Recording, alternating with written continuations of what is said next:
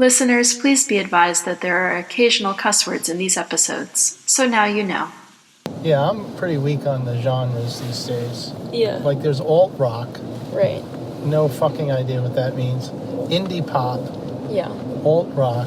Well, so pop is popular music, right? Right. That I got. And it has a certain sound to it, but indie pop is like, it's not popular, but it is pop sounding. Right. I mean, indie to me is like indie film, like, you know, independent artist, not a big label. Yeah. It's that, I think, plus usually it has a little bit of a, like, unpolished sound or a little bit of an edgier sound to it. Right. All of these divisions, like, some of them mean something because they had, like, a political or larger artistic movement associated with it, but then a lot of things just straddle categories, and it's easier to call them one thing versus another because of marketing and trying to get it to people who like that kind of music. Right.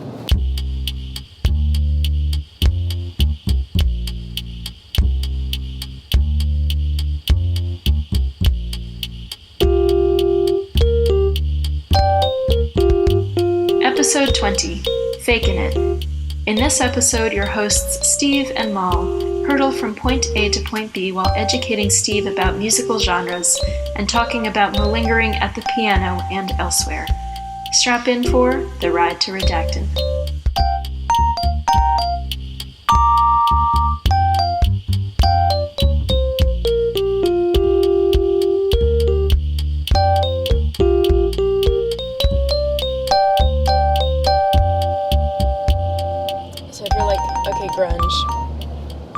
That's a certain sound. That's Nirvana, whatever. If you're like new wave, it's like, you know, Depeche Mode, like, you know, kind of synthy and like whatever. Mm-hmm. And that would be what again? New wave. New wave. Yeah. Boy.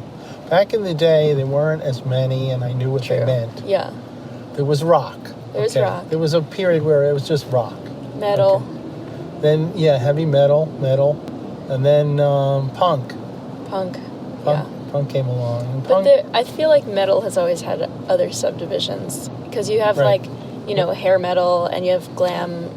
You have, like, glam rock also, and, like, you know. Okay. All those kinds of things. You're a lot more, dare I use the word hip. I shouldn't use the word hip, should I? Well, it's also probably not terribly accurate, you know. Well, compared to me. Sure, okay, but... Yeah. Right. I think my era that I, you know, like I'm most familiar with it, like in the dentist waiting room. And so they see me and they put it on, I feel like. Or maybe they just have it on anyway. Dad rock. I think of it as... That's what they call it. Yeah. That's quite literally a genre. Oh, really? Yeah. I thought you were making it up. No. Oh. And I hate to say it, but Santana is dad rock. I was thinking of Santana I used to play Santana in a band in high school. I mean, I was not the only one. The other members, they also ideally, did. They played it at the same time. Yeah. We used to... A big staple of ours was Evil Ways. Mm-hmm. I'm trying to read... What is that big... The one that Santana did at the Woodstock. Black Magic Woman. Well, Black Magic Woman, yeah. Yeah. What was their big one, though? It was like Evil Ways, Black Magic Woman, and we did those. Mm-hmm. There was a time when we had a vocalist, Robin somebody, I think, who sat in with us, who was a really good singer, and that was a treat. But I forget the big one. Into the Night? No, that's a good one. I like them all. The big Santana, it's just an instrumental. Woodstock. Smooth? No. Those are later. Santana. And then there was Oye Como Va. That's a good one. Mm-hmm. These are good. I'm a little saddened to hear it mentioned in a sort of disparaging way. Oh, Santana. Listen, they were playing the like early 2000s music that I grew up with, like in the store where I work, and one of my younger coworkers was like, "Why are we playing dollar store music?" And I was like, "I'll kill you." All right. Yeah, but still, How dare you? You were. I mean, you were taking Carlos Santana's name in vain. I'm not. Oh, but I'm just there are reporting people. back from the field. All right. It's tough to hear, but I'm glad that you're not. Yeah, he was like, and probably still is, an unbelievable guitarist. Mm-hmm. One of the three greats. Who are the other two? I'm not going to say. No, Eric Clapton, who I'm no longer a fan of because he turned like Brexit or something. And probably anti-vaxxer. So it just kind of kills the vibe for me. But great guitarist. The good thing is there's an inoculation against that. But I didn't take it in time, so I got like whatever. Yeah. Affected. How ironic. Yeah. I see what you did there. And Mark Knopfler. Sultans of Swing, that riff. Mm-hmm. Need I say more? Perhaps not. No. I mean, so these are 70s. 70s maybe stretching into the 80s a little, but mainly 70s rock. Mm-hmm. Classic rock to me. Yeah. Yeah, Santana. What the hell was that? Oh, that's going to bother me. What is that Santana? Here. What? I can almost hear the riff. It was like a big thing. Let's see. I don't think we tried to do that because that would have been just stupid. But there was one Soul Sacrifice? That's it. I think that's it. I think so. Thank you, Internet. Thank you, Internet. Yes. So there was a brief period where this band I was in, which had various names. At one point, it was named Captain La Funga. Uh-huh. For a while, it was called Night Watch, and I forget what else we called ourselves. We had sort of name instability, mm-hmm. And also musical instability, but. Yeah. So we played at some dances, which was like, pretty big. Yeah, probably the coolest moment I had in my adolescence was being in a band, even albeit behind the keyboard, but still, we were too young for people to, I don't know, nobody sneered as much as they really should have. And I wore this blue used, I don't know where I got it, pork pie hat. Why I would think that was cool, no. Would you wear one today? I would not be seen dead with it. What outfit did you have that accompanied this? Did you have a piano key tie or something? Okay, this is not going to shock you at all, but I just have to say, outfit? What do you mean outfit? That was like I was reaching for the stars with the hat. Uh-huh. I mean, I had clothing on. Sure. Probably, if you want to call that an outfit. But, no. Tie? No. Did you ever feel like maybe you would become a professional musician? No, I did not. Well, no, but the closest I came involuntarily and unbeknownst to me was that years later, shout out to my classmate, Gloria Cheng, who became like the principal pianist soloist for the LA Phil, Los Angeles Philharmonic, for some of you listeners. Yeah, for long. Yeah, for long.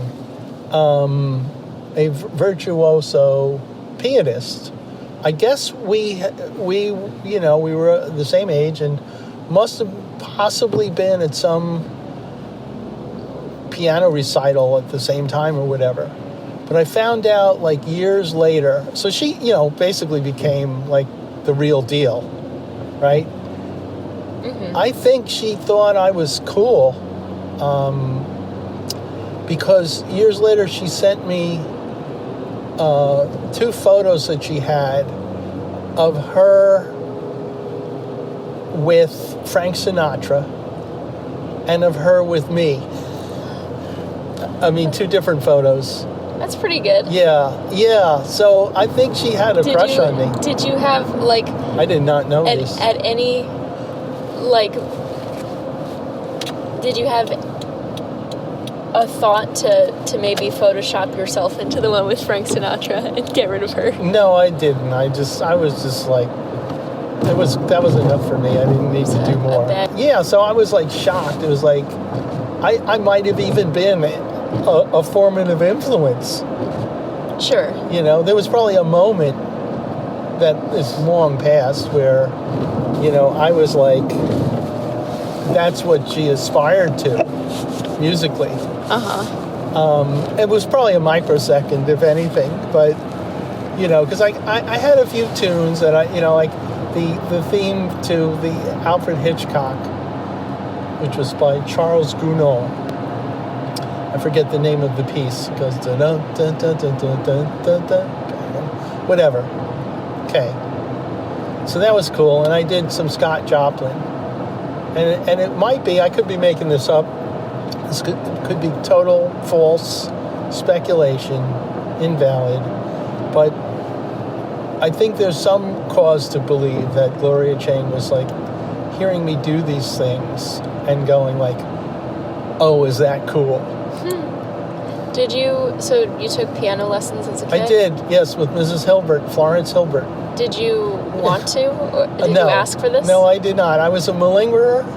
I had this lame excuse. She was a kindly older lady. When I would show up like weekly, you know, my parents signed me up, not having practiced naturally the way I was supposed to. First of all, I would complain that my hands were cold if it was cool weather out. And then she would have me, like, maybe she had me dip them in warm water. I don't know. I could be, like, falsely remembering that because it was in 32 short films about Glenn Gould, where the masterful piano player, musician Glenn Gould would soak his hands in warm water in a sink basin before going into the concert. So it might have been me, it might have been Glenn Gould. But the other thing I would... very little to choose between the two. Yeah, right. We were already confused with Gloria Chang, so why not? So the other thing I would do is, somewhat legitimately, but it basically was pretty lame. I would complain that her piano, the action on her piano, which was an upright, perfectly good upright, was stiffer than the action on our piano at home. Mm-hmm. And so, you know, that would throw me off, at Sure. least as I complained about it. Uh-huh. And she was fine with this. She didn't call me out. She didn't say, "You fucking deadbeat. You should have practiced." I mean, to be fair, my students don't practice at home. Okay. What are they supposed to practice? Their prayers for their, like, Okay. Benish mitzvah. Right. File under, you had one job. Well, so here's the thing. So, Yeah. like, you know, I teach 5th graders, so the ones working on prayers. And there's a kind of a feeling, to me at least, maybe other teachers would be horrified to hear me say this, but I'm like, the last ditch, like, the people who have to actually make sure they know the thing in time for their day is like the tutor that they get when they're in like 6th or 7th grade. Okay. Before then, you know, we do our best, but there's like a last, you know, little trench, which is the last holdout of somebody needing to make sure they know the stuff before they get up on stage in front of their friends and family and really flub it. But right. But like you can do whatever you want with the kid, but they do have to practice. Like, you know, being in class for, you know, 45 minutes to an hour, you know, pretending to work once a week or twice a week, you're not going to learn it, you know? Right. And it's like, yeah, okay, you can work with your tutor, but you only get so many sessions with the tutor, and like, you know, what are they supposed to do with you if you don't know anything coming into it with them. Right. Faking it. Yeah. Little theme here. Faking it. I mean, I must have put in enough time on the piano in order to function and be in Captain Lafunga, Night Watch, and whatever we called ourselves after that. I think we had a decent name at the end. Don't remember. But or to have made some sort of positive impression on Gloria Chang. Obviously, I had to put in some time. But I wasn't assiduous, let's put it that way. Mm-hmm. I put in more time in more recent years when I spent a little time on the jazz learning curve. Mm-hmm. And I was, probably in my 50s by then. And the jazz learning curve, if you've waited that long, is not an easy, thing to master for the 50-year-old brain. Just so you know. Mm-hmm. I'll keep that in mind. Yeah, bear in mind if you get to that situation. Well, I built-in excuse. I played clarinet for like a couple of years in like middle school or whatever. But I think at one point I had you write out for me the notation for the intro jazz piece that they played for the Worcester and Jeeves. Worcester and Jeeves. I had a feeling you were going to say that. Yeah. Which we will now sing.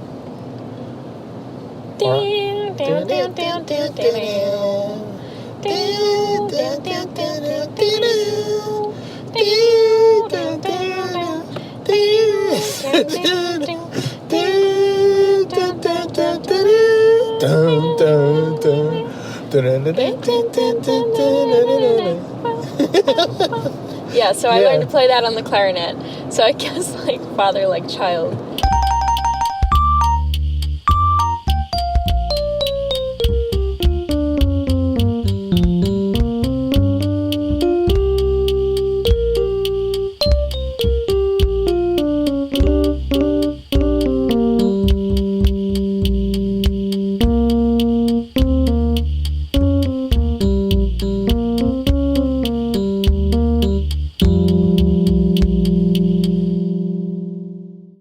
And I wore this blue, used, I don't know where I got it, pork pie hat. Would you wear one today? I would not be seen dead with it.